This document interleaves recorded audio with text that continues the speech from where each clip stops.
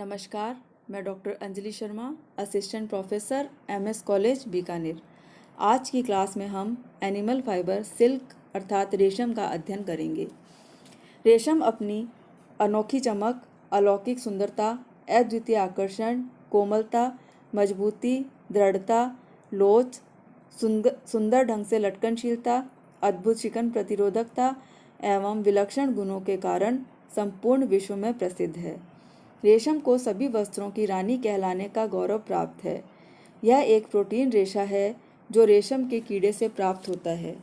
रेशम के कीड़े शहतूत की पत्तियों को खाकर जीते हैं व रेशम का उत्पादन करते हैं। रेशमी वस्त्र गौरव, प्रतिष्ठा, ऐश्वर्य, मर्यादा एवं वैभव का सूचक माना जाता है। प्राचीन समय में रेशमी वस्त्रों को राजसी वैभव की वस्तु माना जाता था। राजघरानों के सदस्यों, राजाओं, महारानियों, रानियों एवं सामंतों के लिए इससे उत्कृष्ट परिधान बनवाए जाते थे, जिस पर सोने चांदी के तार जड़े होते थे। धनाढ्य वर्ग, राजा, महाराजा एवं सामंत लोग इसे आपसी उपहार में प्रयोग किया करते थे।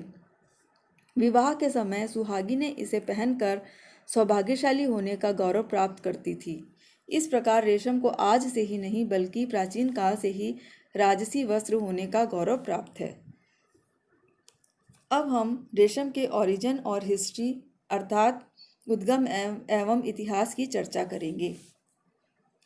चीन को रेशम का जन्मदाता माना जाता है। ईसा से लगभग 2500 वर्ष पूर्व चीन में रेशम के धागे से वस्त्र निर्माण कार्य प्रारंभ हो गया था।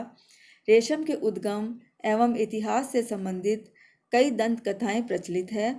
एक दंत कथा के अनुसार एक दिन चीन की महारानी सी लिंगची अपने उद्यान में बैठी चाय पी रही थी। तभी उन्होंने पेड़ पर लटके एक कोकून को देखा। उन्होंने उस कोकून को पेड़ से तोड़कर बची हुई गर्म चाय के कप में डाल दिया। कुछ समय पश्चात उन्होंने देखा कि उस कोकून से चमकदार, खूबसूरत, आकर्षक, अविरल रेशा लिपट रहा है। उन्होंने और कई कोकूनों को एकत्रित करके बुनकर वस्त्र रूप में तैयार किया व महाराजा को भेंट किया। तभी से चीन में वस्त्र निर्माण प्रक्रिया आरंभ हुई। चीन में उस महारानी सी लिंगची को रेशम की देवी कहा जाता है। 12वीं तथा 13वीं शताब्दी तक इटली रेशम उत्पादन का केंद्र बन गया। 17वीं शताब्दी तक फ्रांस ने भी रेशम उत्पादन के क्षेत्र में अच्छी सफलता प्राप्त की। 18वीं शताब्दी तक स्पेन में भी यह कला फलने फूलने लगी। वर्तमान में जापान रेशम उत्पादन के क्षेत्र में पहले स्थान पर है। जापान को ही सर्वप्रथम वैज्ञानिक विधि से रेशम उत्पादन करने का गौरव प्राप्त है। चीन, Italy, Korea, France, Australia, Turkey, Greece, Syria, Bulgaria, Bharat आदि देशों में भी बड़े पैमाने पर रेशम का उत्पादन होता है। विश्व में भारत को रेशम उत्पादन के क्षेत्र में चौथा स्थान प्राप्त है। भारत में रेशमी वस्त्रों का प्रयोग अति प्राचीन काल से होता आ रहा है। इस बात का उल्लेख प्राचीन ग्रंथों रामायण में, महाभारत में मिलता है। भारत में चीन से रेशम के कीड़े किस प्रकार से लाए गए, इससे संबंधित भी कई कहानियां हैं। भारत में जम्मू कश्मीर, मैसूर व कर्नाटक रेशम उत्पादन के लिए मशहूर हैं। टसर रेशम का उत्पादन बंगाल एवं बिहार में होता है। आसाम का मूंगा रेशम अपनी उत्कृष्टता एवं सुनहरे पीले रंग के कारण विश्व भर में प्रसिद्ध है। इसे कढ़ाई के लिए उपयुक्त माना जाता है। एरी रेशम का उत्पादन भी आसाम में ही होता है। बनारस, कर्नाटक, हैदराबाद, उड़ीसा आदि में रेशम निर्माण कार्य होता है। भारतीय इतिहास में रेशम उत्पादन में अनेकों उतार चढ़ाव आए हैं। गुजरात के बने पटोला की प्रसिद्धि दूर दूर तक देशों तक फैली हुई थी। यह अत्यंत सुंदर, चटक रंगों व आकर्षक डिजाइनों से निर्मित रेशमी साड़ियाँ थीं जो दोनों ओर से समान दिखती थी।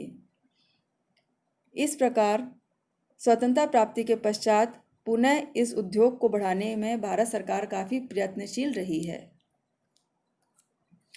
अब हम पढ़ते हैं रेशम का उत्पादन। रेशम के कीड़े के मुख्य ग्रंथियों से निकला लार है जो वातावरणीय हवा में सूखकर रेशा बन जाता है। अतः रेशम के कीड़े को पालना ही रेशम उत्पादन की पहली प्रक्रिया है। रेशम के कीड़े शहतूत के पेड़ पर पाले जाते हैं। वह इसकी पत्तियों को खाकर जीते हैं और फिर रेशम का उत्पादन करते हैं। इस कीड़े को बॉम्बैक्स मोरी कहते हैं। अतः रेशम उत्पादन हेतु शहतूत की खेती पर विशेष ध्यान दिया जाता है। अच्छी प्रकार से इन पेड़ों की देखभाल की जाती है। रेशम के कीड़ों को पालना सेरीकल्चर कहलाता है। रेशम का उत्पादन की यह पहली प्रक्रिया है जिसमें रेशम के कीड़ों को पाला जाता है। रेशम के कीड़ों को पालना सेरीकल्चर कहलाता है। रेशम के कीड़े का जीवन काल मात्र 2 माह का होता है। इसी अल्प अवधि में यह 4 अवस्थाओं से होकर गुजरता है।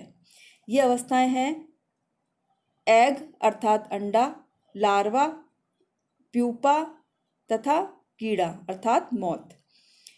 रेशम उत्पादन के लिए इनकी चारों अवस्थाएं महत्वपूर्ण हैं। रेशम प्राप्ति के लिए कोकून को प्यूपा अवस्था में ही मार दिया जाता है। कुछ बढ़िया किस्म के कोकूनों को कीड़े बनाने तक छोड़ा जाता है। कीड़े कोकून को फाड़कर बाहर निकलते हैं और आगामी फसल के लिए अंडे देने हेतु तैयार होते हैं। इस प्रकार रेशम के कीड़े का उत्पादन 2 मुख्य कार्यों हेतु किया जाता है। पहला आगामी फसल प्राप्त करने हेतु कीड़े तैयार करना और दूसरा रेशम की प्राप्ति हेतु। रेशम के कीड़ों का जीवन चक्र। जैसा कि पूर्व में बताया जा चुका है कि रेशम के कीड़ों की जीवन अवधि मात्र 2 माह की होती है। इस संक्षिप्त अवधि में ही इसे अपने जीवन चक्र की 4 अवस्थाओं से गुजरना पड़ता है। ये अवस्थाएं हैं, सबसे पहली है एग अर्थात अंडा। पूर्ण आयु प्राप्त मादा कीड़े 3 दिन में ही अंडे दे देते हैं। अंडों को विशेष वस्त्र या कागज पर दिलाए जाते हैं। इन अंडों को हवादार, नमीयुक्त, प्रकाशमय एवं ठंडे स्थानों में 12 से 15 दिनों तक रखा जाता है। 15 दिन के पश्चात अंडे लार्वा में बदल जाते हैं। सेकंड अवस्था है लार्वा। लार्वा अवस्था में इनकी देखभाल काफ़ी सावधानी पूर्वक की जाती है।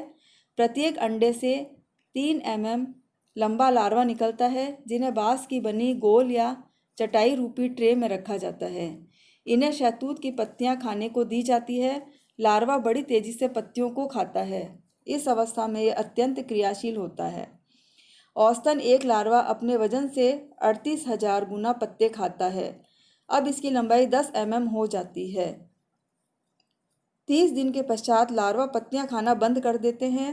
इस बीच लार्वा 3-4 बार क्रमिक अवस्थाओं से होकर गुजरता है और प्रत्येक अवस्था में वह अपनी त्वचा को बदल देता है।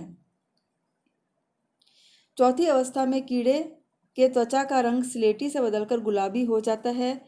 इसका आकार अंग्रेजी के 8 अक्षर जैसा हो जाता है। वह लगातार अपने सिर को झकझोरता है और इस बात का द्योतक है कि वह कोकून बनाने के लिए तैयार है। तीसरी अवस्था होती है प्यूपा। इस अवस्था में कीड़े लगातार लार स्रावित करने लगते हैं। उनके मुख के पास 2 ग्रंथियां होती है जिनके छिद्रों से तरल पदार्थ के रूप में लार निकलती है। इनमें से एक फाइब्रिन एवं दूसरा सेरिसिन नामक गोंद होता है, जो वातावरणीय हवा में सूखता जाता है।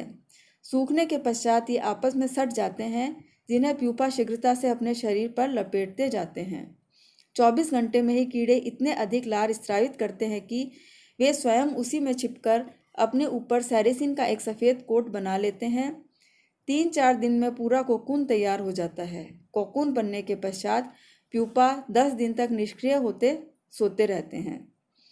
रेशम की प्राप्ति हेतु इसी अवस्था में कोकूनों को एकत्रित कर लिया जाता है।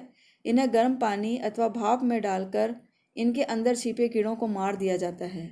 गर्म पानी से गोंद ढीले हो जाते हैं और रेशम का रेशा लपेट लिया जाता है।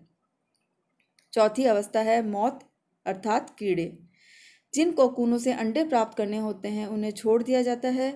पूर्ण आयु प्राप्त करने पर ये कोकूनों को फाड़कर बाहर निकल जाते हैं। परिपक्व कीड़े 3 दिन के भीतर अंडे देने के लिए तैयार रहते हैं। इस प्रकार कीड़े का जीवन चक्र चलता रहता है। नेक्स्ट स्टेप है शॉर्टिंग ऑफ कोकून्स अर्थात कोकूनों की छटाई। कोकूनों को एकत्रित करने के पश्चात रंग, आकृति, रचना, आकार के अनुसार इनकी छटाई की जाती है। अंडाकार व गोल कोकून को रेशा तैयार करने के लिए छांटा जाता है।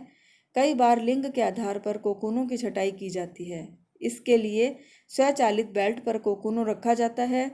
नर जाति के कोकून भारी होने से नीचे गिरते जाते हैं तथा मादा कोकून हल्के होने के कारण अलग एकत्रित कर लिए जाते हैं। नेक्स्ट स्टेप है सॉफ्टनिंग ऑफ सैरिसिन अर्थात गोंद ढीला करना। कोकूनों की छटाई के पश्चात इन्हें गर्म पानी या गर्म भाप में डालते हैं। इससे इसके अंदर छिपे कीड़े मर जाते हैं, साथ ही गोंद ढीले होकर मुलायम हो जाते हैं। अब इन्हें ठंडे पानी से धोकर इनके ऊपर हल्का ब्रश फेरकर इनका छोर प्राप्त कर लिया जाता है। नेक्स्ट है रीलिंग ऑफ फिलामेंट अर्थात धागे लपेटना। कोकूनों से छोर प्राप्त कर लेने के पश्चात धागे को लपेटा जाता है। रेशम का एक अकेला धागा अत्यंत बारीक एवं कोमल होता है, इसीलिए 3 से 8 कोकूनों के धागे को एक साथ छोड़ निकालकर रील पर चढ़ाए जाते हैं। धागे लपेटने का कार्य निपुण एवं कुशल ऑपरेटरों द्वारा किया जाता है। जैसे ही एक कोकून का धागा समाप्त होता है या टूटता है, निपुण ऑपरेटर उसी वक्त अतिशीघ्रता से दूसरे कोकून से धागा जोड़ देते हैं। प्रत्येक कोकून से लगभग 100 से 200 फीट तक अविरल लंबाई के धागे लपेट लिए जाते हैं। तदुपरांत प्राप्त धागों से लच्छियाँ बना ली जाती है। इन लच्छियों को प्राकृतिक या कृत्रिम रूप से हवा द्वारा सुखाया जाता है। सूख जाने के पश्चात वस्त्र निर्माण हेतु भेजा जाता है। नेक्स्ट स्टेप है बेलिंग अर्थात गांठें तैयार करना। लच्छियों को 5 से 10 पौंड की बुक में बांधी जाती है। अब ये सिल्क फिलामेंट बटाई हेतु तैयार हो जाते हैं। मैन्युफैक्चर ऑफ यार्न अर्थात धागा बनाना। रेशमी धागों का निर्माण भी कुशल, योग्य एवं निपुण व्यक्तियों अथवा विशिष्ट विशेषज्ञों द्वारा किया जाता है। उनकी तीक्ष्ण बुद्धि, तेजस्वी आंखें व अभ्यस्त अंगुलियां लच्छियों को देखकर ही उनके किस्म को पहचान लेती है। वे इन्हें रंग, आकृति, बारीकी, बनावट, लंबाई आदि के आधार पर छटनी कर देते हैं। नेक्स्ट स्टेप है डीगमिंग अर्थात गोंद हटाना। गोंद हटाने के लिए वस्त्र को बनाने के पश्चात भी की जाती है। धागे में कुछ गोंद उपस्थित होते हैं जिन्हें अंशतः हटाया जाता है, परंतु गोंद को पूर्ण रूप से नहीं हटाया जाता। पूरा गोंद हटाने से रेशे कमजोर और निर्बल हो जाते हैं। अंशतः गोंद हटाने से धागे मुलायम, चमकदार, आकर्षक हो जाते हैं। इनकी सौंदर्यता में वृद्धि होती है। अतः गोंद हटे वस्त्र शुद्ध रेशमी वस्त्र कहलाते हैं। इनकी रचना अत्यंत सघन होती है। ये अत्यंत सुंदर, चमकदार, बारीक, आकर्षक व श्रेष्ठ होते हैं। इनमें प्रतिस्कंदता, प्रत्यास्थता, लोच का अद्भुत विलक्षण गुण विद्यमान रहता है। साथ ही साथ मजबूत होते हैं, परंतु शुद्ध रेशमी वस्त्र अत्यंत मूल्यवान होते हैं। नेक्स्ट स्टेप है वजन बढ़ाना। रेशमी वस्त्रों को सर्वसुलभ बनाने हेतु इनके धागों पर धातु जैसे लोहा, टीन आदि सटाकर भारी बनाया जाता है। रेशमी धागों में इन धातुओं के प्रति काफ़ी सादृश्य रहता है, अतः यह धातु धागे से शीघ्रता से चिपककर एक सार हो जाते हैं। धागों में धातु सटाने की क्रिया ही वजनीकरण कहलाती है। इससे वस्त्र कड़े, दृढ़ एवं सघन हो जाते हैं, परंतु इनमें प्रत्यास्थता, प्रतिस्कंदता एवं मजबूती का अभाव होता है। वस्त्र जहाँ से मुड़ते हैं वहाँ से कट जाते हैं। नेक्स्ट स्टेप है ब्लीचिंग। तीव्र एवं शक्तिशाली ब्लीच रेशमी वस्त्रों को नुकसान पहुंचाते हैं, जिससे रेशे नष्ट हो जाते हैं। इसीलिए अत्यधिक हल्के एवं मृदु ब्लीच जैसे हाइड्रोजन पेरोक्साइड का प्रयोग किया जाता है। डाइंग अर्थात रंगना। ऊन के समान रेशम से भी रंगों के प्रति गहरा सादृश्य रहता है। इस पर चटकीले रंग सुंदर ढंग से चढ़ते हैं, रंग पक्के चढ़ते हैं तथा धूप, प्रकाश व धुलाई के से ज़्यादा प्रभावित नहीं होते। अम्लीय रंग इनके लिए स्वभाव व प्रकृति के अनुरूप होते हैं। प्रिंटिंग अर्थात छपाई। रंगाई के पश्चात रेशमी वस्त्रों की छपाई की जाती है। इन्हें किसी भी रंग विधि से सुंदर डिजाइनों में सुशोभित किया जा सकता है। लास्ट स्टेप है फिनिशेस अर्थात परिष्कृतियाँ एवं परिसज्जाएं। रेशम प्राकृतिक रूप से ही अत्यंत कोमल, महीन, सौंदर्यमय एवं वैभव से परिपूर्ण रहते हैं, अतः इन पर परिष्कृति एवं परिसज्जा की कोई विशेष आवश्यकता नहीं पड़ती। थैंक्स।